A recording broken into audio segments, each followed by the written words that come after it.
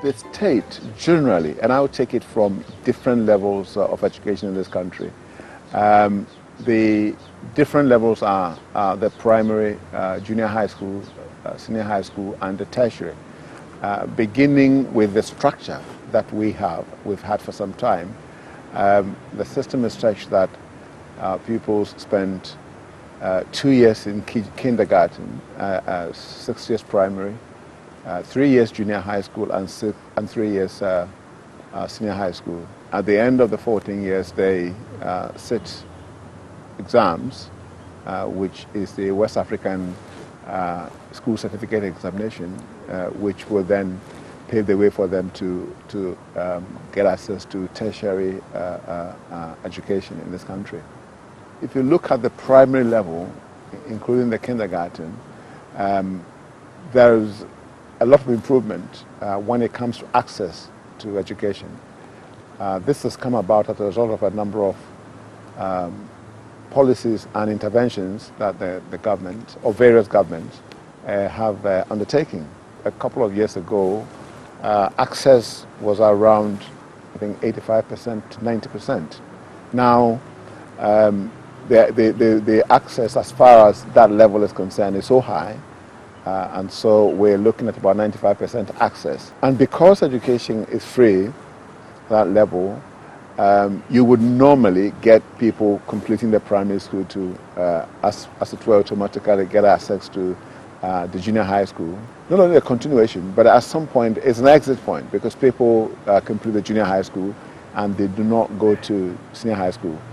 2 years ago, a new policy which specified that students would have free access to senior high school has meant that education has been, like, from KG to senior high school is free now, and therefore it means that people will get access provided they meet certain criteria. After that level, they, as I said, they sit the exam, West Africa School Certificate Examination, and that is a selection examination, and that examination helps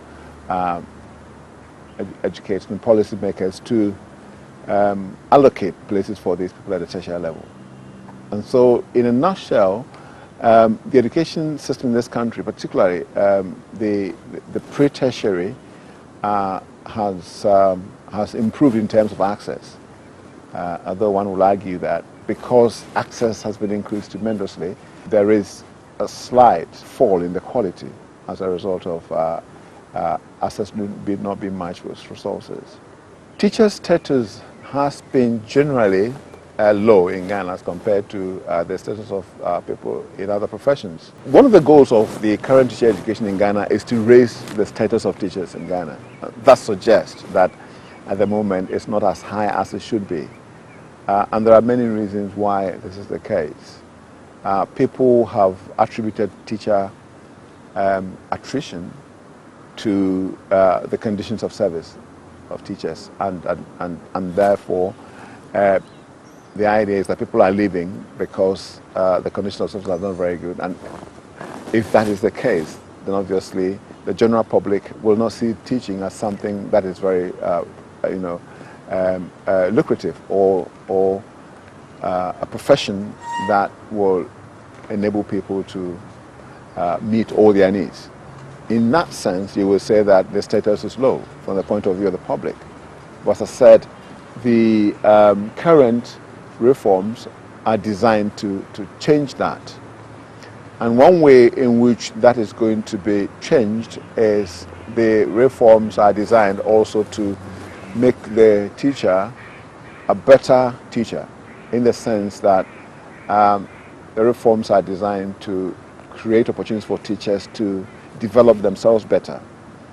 One of the ways in which this is going to be achieved is that the teacher, basic education teachers, once upon a time, the minimum qualification for teaching at that level was a diploma, a 3-year diploma. Now, as part of the reforms, the duration of the program of training has been increased from 3 years to 4 years, and it's now a degree program. What that means is that teachers are now going to be employed who actually have a first degree. What that then means is that as compared to other professions, once the status or the duration of the program has been increased and the quality of the teacher has been improved, it would mean that the status will be higher than it is at the moment. As long as people believe that professions outside teaching are more lucrative than teaching, then the status will be seen as low. But a lot of the good news is that a lot of people are taking advantage of the opportunities that new reforms are providing teachers with to take advantage and earn qualifications that will not only make them better teachers, but that will also open more doors for them to improve their own lot in many ways, gain admission to higher qualifications, gain access to better employment within the teaching itself, become head teachers and leaders of other areas in the education sector. And that itself is a source of motivation for them to begin to see the profession as something that is likely to help them to improve their lot. There are a number of people who have suggested that in the past, the education system was very strong, and therefore teachers were very happy and faced few challenges. And as I said, as you increase access, a number of challenges will actually crop up, because you have more people going through the door, and if you don't have enough teachers matching the increase in access, it would then mean that teachers being confronted with more work. And as a result of that, you get teachers leaving, and that makes the situation even worse. It means that if those that are remaining are going to be burdened more, because it would then mean that they are going to do more work than they are doing at the moment. Yes, one of the reasons why you would say that the situation is worse in terms of teachers' conditions is that the attrition rate is high, because there are other opportunities outside teaching that people are taking advantage of, and the status issue that I raised. And as a result of that, teachers are facing a challenge in the sense that they have got to work more, and that itself is for me is a challenge, particularly when it becomes very difficult for government to increase funding. And so you realize that the amount of money that is available to employ teachers may be constant. And then you get people entering the profession. This is where some teachers feel that their jobs are not secure. And as a result, they leave even before it gets to a point where they have to leave. Apart from that, there is also the general feeling among teachers that pupils and students are not disciplined as they used to be. And that also means that they have to do a lot, spend a lot of time trying to get people to be disciplined, rather than finding time to teach them. And so that becomes a very difficult situation, because then you can then say that because of that they are not really comfortable, because pupils and students are not disciplined, and there's misbehavior problems, which weren't the case at all in the past. And so it becomes an additional burden trying to find time to make sure that pupils or students behave, and a time to make sure that they deliver the curriculum as it is. The other challenge they face, and this is what the teacher unions say, that it seems to them that the environment that teachers teach in is not always the best. And of course it makes sense, because once you get more and more people getting into schools, it would mean that you have to find infrastructure. So if the infrastructure is not available, it would then mean that teachers are teaching in conditions which are not conducive to learning. So whereas from independence you could maybe be talking about class sizes of 20 to 30, this time you're talking about 60 to 70. And so even though the teachers are better prepared, still there's a difficulty of handling large class sizes. some of the challenges you get from teachers who teach in the senior high school.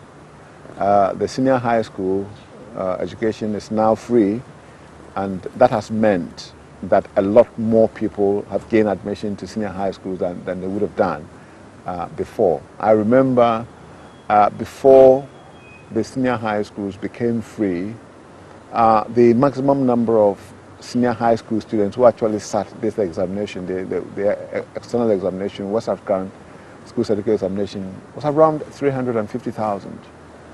Now you have over 450,000 students in the first year alone. What that means is that you have over 100,000 more. And this has meant that it has become necessary for students to have two tracks within a year. So you have a situation where some students in the same cohort are in school, others are on vacation, and then they swap. Although it must be added that they all get the number of days, and because of the double track, students still get 81, but at different times. But it's done in such a way that no track is better than the other, to emphasize that they get the same thing. But because the teachers were used to having just a single stream or a single track, they're finding, some of them are finding the double track a challenge. It would then mean that they have to go on holidays longer than they would have expected, and then it will also mean that some of them will have to teach longer than they would have expected, particularly when you have a case where the students are doing 81 days and there are no breaks in them. Having said that, I think they are getting over that challenge. A number of reforms have taken place in this country in the last 20 years. There have been different reforms designed to empower our citizens, as it were, to be able to comfortably live in the 21st century and compete for jobs globally.